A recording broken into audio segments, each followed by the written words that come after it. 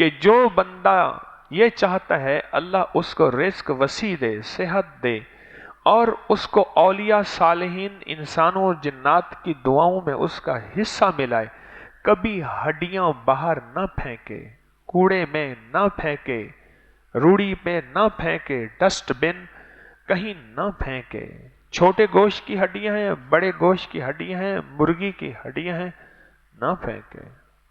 ان کو سنبھالے اور سنبھال کے کسی ایسی جگہ رکھے جو صاف ستھری جگہ ہو۔ کیوں؟ میرے آقا مدینے والے کا فرمان ہے کہ ان ہڈیوں پہ اللہ جنات کے لیے پھر سے غذا لگاتے ہیں اور انہیں غذا دیتے ہیں۔ یہ معتبر حدیث موجود ہے۔ جو ان کی غذاؤں کا اہتمام کرے گا اللہ پاک جل شانہ اس کو ان کی دعاؤں میں شامل کریں گے۔ کیوں؟ جنات جب کھائیں گے منہ کھاوے تے اکھ شرماوے، منہ کھاوے، وہ جنات جب آپ کا کھانا لنگر کھائیں گے جو ہڈیوں کی شکل میں آپ نے ان کو دیا، کھائیں گے جو جنات، اس کھانے کی برکت کیا ہوگی؟ وہ آپ کے لیے دعاؤں میں لگ جائیں گے۔ اور ایک بات بتا دوں، یہ بھی ایک اندر کی راز کی بات ہے، ہر جن کی ایک غذا نہیں ہوتی۔ کچھ جنات کو گوبر کا کھانا ملتا ہے، کچھ کو کوئلوں کا کھانا ملتا ہے، اور وہ خاص الخاص جنات ہیں، ان کی غذاؤں میں چند غذائیں ہیں۔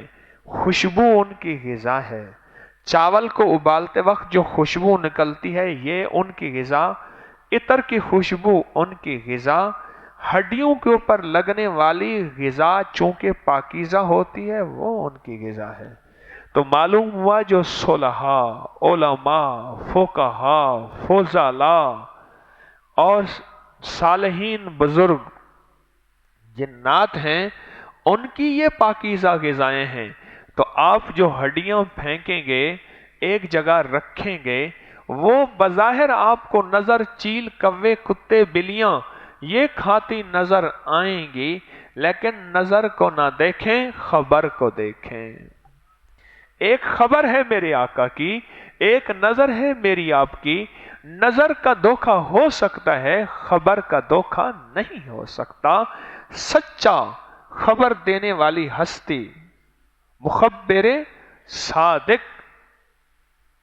اللہ کے حبیب سچے، وہ سچے خبر دینے والے نے فرمایا ہے ان ہڈیوں کو ضائع نہ کرنا، گندگی میں نہ ڈالنا، نہ ڈالنا۔ وعبقری حسان